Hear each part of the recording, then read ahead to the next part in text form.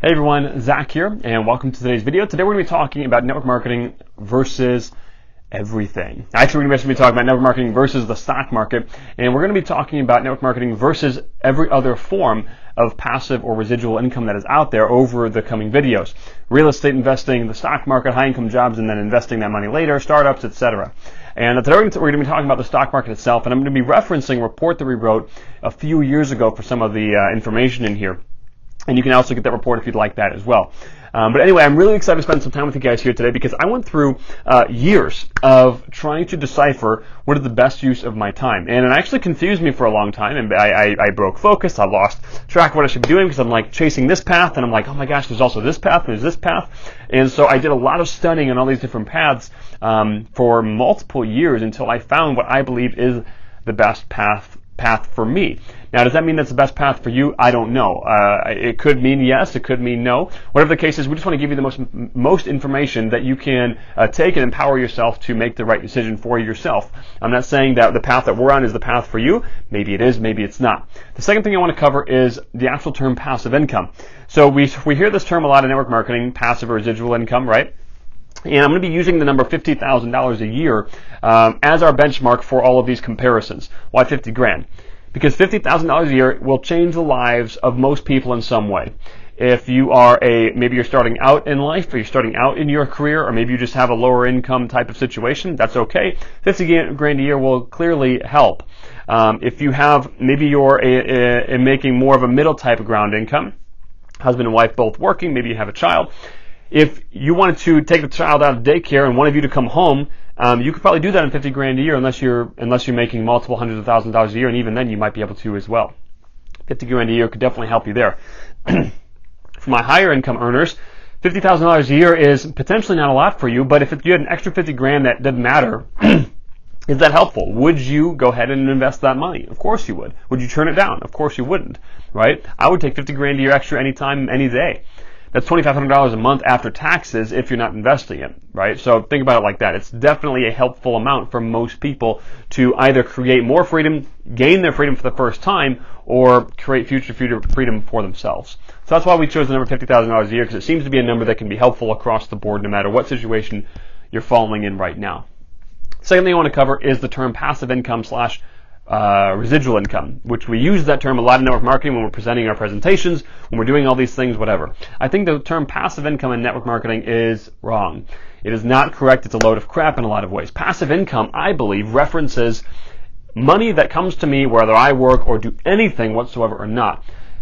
Talking about people retiring early in life when they're still kind of working, I also think is a load of crap. That's a video for another time. But passive income means that I'm not doing anything for it anymore. That's my definition. It's not in the dictionary. It's just my definition of it. When someone says passive income, it means if I sit in that chair and I don't move a muscle for 10 years, my income still comes in. In most cases in network marketing, that is not the case. And at $50,000 a year, a small amount in network marketing income, at 50 grand a year, you're most likely not passive. Okay, you most likely have something called recurring revenue. Recurring revenue means that this money is going to come in. It's already set up. I've already got the customers. I've already got the distributors. All I have to do is what? Maintain them. I have to retain them, and I have to maintain the purchasing of those distributors, either their purchasing or their customers.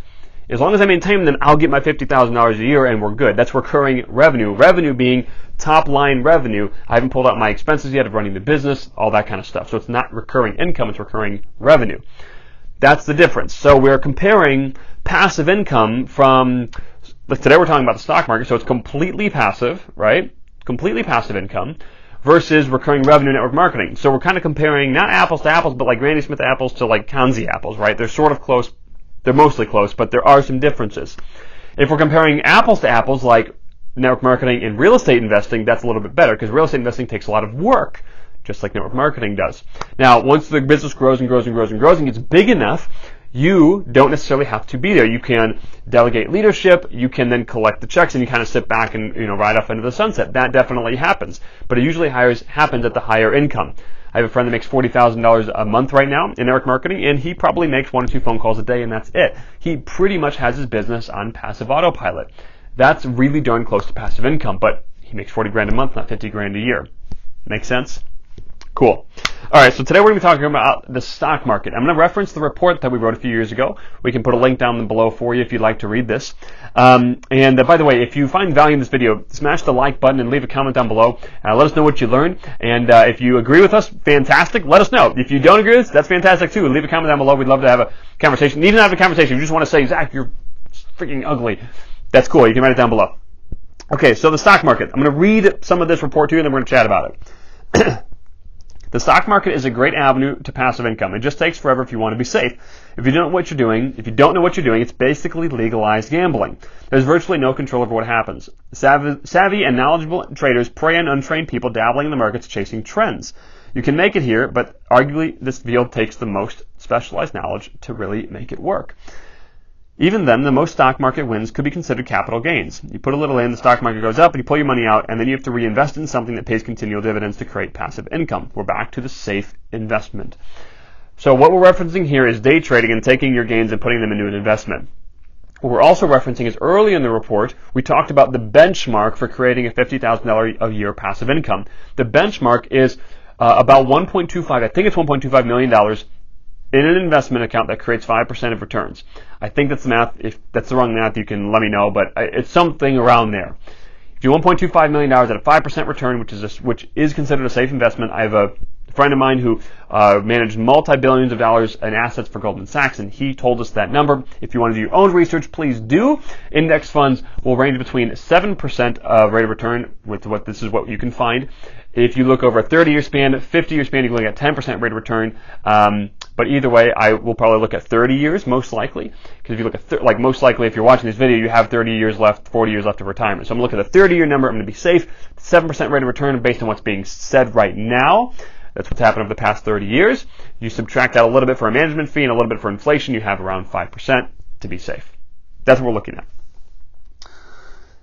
So instead, you can buy a ton of stocks in a huge company and eventually get dividends. Of course you can, but like I mentioned, it will take a very long time and continuous focus without getting discouraged or changing game plans. Let's take a look.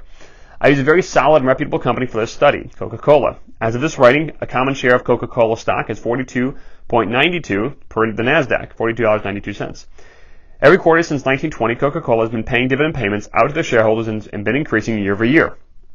Each dividend payment is roughly 33 cents per share per the website, Coca-Cola's website. So it'll take 132 dividend payments to break even on your initial investment to buy your share of Coca-Cola.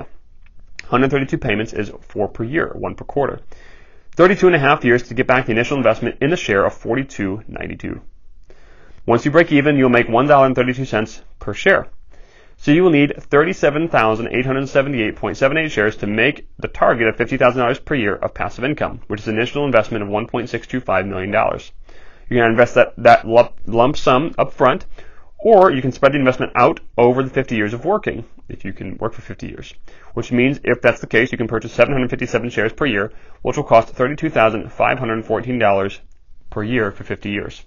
Once you keep saving that money, you'll eventually have your target of 50 grand a year. Now, of course, I'm excluding the compound interest, which will definitely help. So this is a comparison overview. What does this look like? To me, this is not bad. I'm not bashing stock market. I'm not bashing any other avenue. I am very pro investing outside of the business, like mega pro investing outside of the business. If you keep all of your assets here, I think it's stupid. So take your money that you make here and go put it other places. I am not bashing this in any way. I'm comparing the speed right now. So if we're comparing just straight up 50 grand a year, is this a safe way to do it? I think it's a pretty safe way to do it. Now, I wouldn't do it in Coca-Cola. I would probably do it in an index fund that's spread out over the S&P 500. That's me personally. So that, from a safety standpoint, I think it's pretty darn good. Now, you have to be able to peel off 32 grand a year for 50 years, or you have to be able to put a lump sum in of $1.625 million, one of the two. But I think it's a very, very safe way to do it. I think it's a pretty great way to do it. As long as the economy doesn't collapse and the stock market doesn't crash, like crash and collapse, then we're good, right? And could they happen? Of course they could. Is this video about the world ending? No, it's not. So from that perspective, this is pretty darn good. From a speed perspective, this is not very good. Because here's what I'm looking at. Recurring revenue is 50 grand a year. That's our benchmark. In some teams, you can have a team of about 50 to 75 people. Like the previous network marketing company I was a part of, 50 to 75 people that was producing volume, the proper amount of volume would net about $50,000 a year of income or of revenue. Okay, so called like that's that. Now the volume per person is very high, but let's call it that. Let's say on the best case scenario, 50 people in the business in a network marketing company could yield you 50 grand a year if their volume is really high. So we're talking about people doing volume. The other side of the coin is some companies can take as many as like 500 people to make 50 grand a year. Obviously the volume is significantly less, like a fraction of it, but let's just say it's there. So we're looking between 50 and 500 people roughly in a network marketing team. Roughly that pool of people will make a distributed $50,000 a year of revenue. Can we all agree on that? Is that fair? Is that a fair assessment that somewhere in that range your company probably falls? All right. So if that's the case, let's just pretend that we're taking worst case scenario here. You have to build a team of 500 people actively doing volume. Very low amount of volume, but actively doing volume. And you're doing things old school.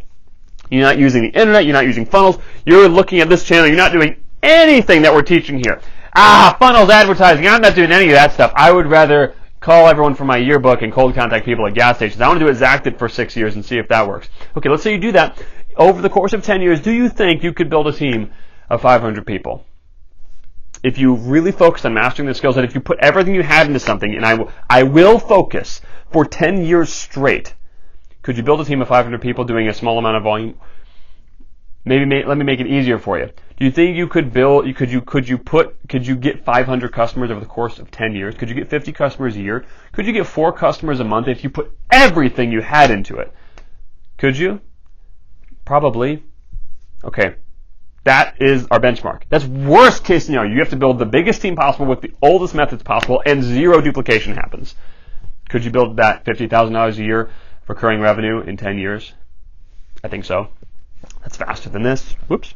It's faster than this. Let's change it up a little bit. Let's pretend maybe not worst case scenario. Let's say you're in the middle. Let's say you have to build a team of like 350 people.